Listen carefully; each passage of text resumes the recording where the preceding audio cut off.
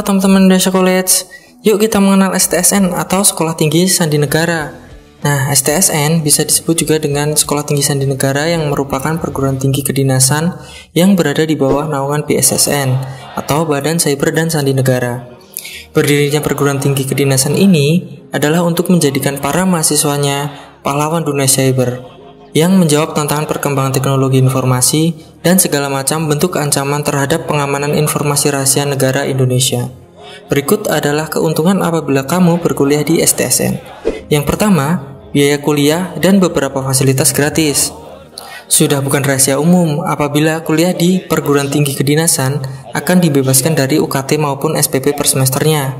Begitu pula yang akan terjadi apabila kamu berkuliah di STSN. Kamu akan dibebaskan dari beban finansial tersebut. Bahkan akan disediakan fasilitas asrama yang cukup bagus dan akan disediakan alat keperluan penunjang pembelajaran lainnya. Yang kedua, STSN merupakan sekolah kedinasan yang berada di bawah naungan BSSN.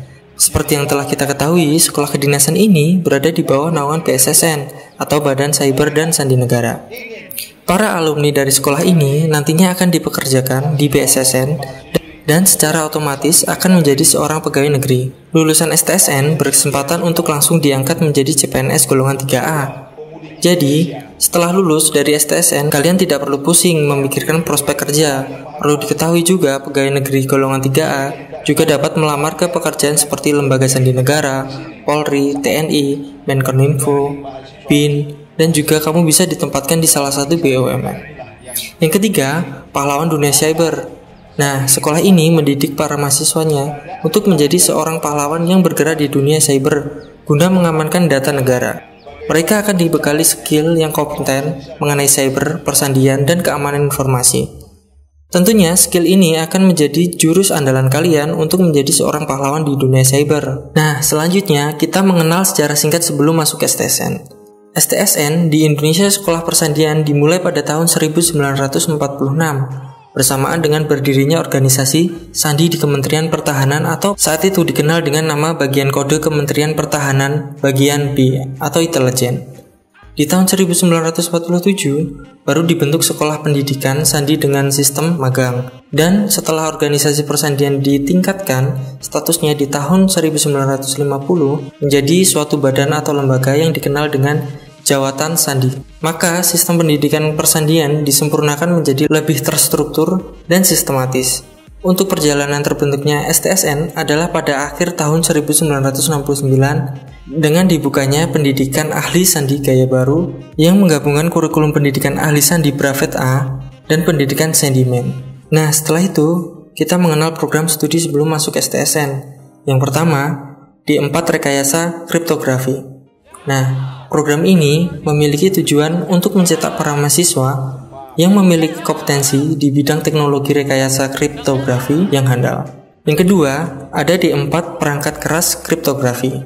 Para mahasiswanya dan alumni dari jurusan ini diharapkan untuk bisa menjadi aparatur keamanan cyber dan sandi yang berintegrasi tinggi. Yang ketiga, ada D4 Rekayasa Keamanan Cyber. Para mahasiswanya akan dituntut untuk menjadi alumni yang dapat menjadi seorang keamanan di bidang cyber yang tangguh. Yang keempat, manajemen persandian.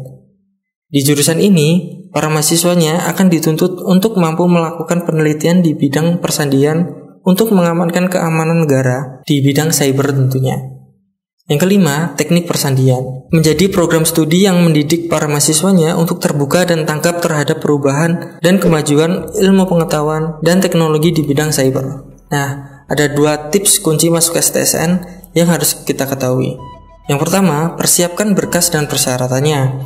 Sebaiknya untuk kamu yang ingin mendaftar masuk dan berkuliah di STSN untuk menyiapkan berkas-berkas yang diminta oleh pihak STSN. Berkas yang diminta tidak boleh ada yang kurang dan tidak lengkap, karena ini bisa membantumu lolos dari seleksi administrasi nantinya. Untuk itu, selalu pantau website resmi Perguruan Tinggi Kedinasan STSN di stsn.nci.ac.id. Nah, yang kedua, pahami proses seleksi di STSN. Sebelum bertempur, tentunya kamu harus mengetahui medan tempurnya dan membawa bekal. Begitu juga apabila kamu ingin lolos seleksi di STSN. Sebaiknya, kamu mengetahui jenis seleksi yang ada di STSN. Ada 10 tahapan. yang akan kamu lalui yaitu yang pertama, pendaftaran online. Yang kedua, seleksi TKD, BKN yang meliputi TKW, TIU, dan TKP. Yang ketiga, tes akademik. Yang keempat, tes psikologi. Yang kelima, tes tertulis. Yang keenam, tes wawancara. Yang ketujuh, tes kebugaran. Yang kedelapan, tes kesehatan dan MMPI. Dan yang terakhir, yang kesembilan adalah tes pantokhir dan daftar ulang mahasiswa.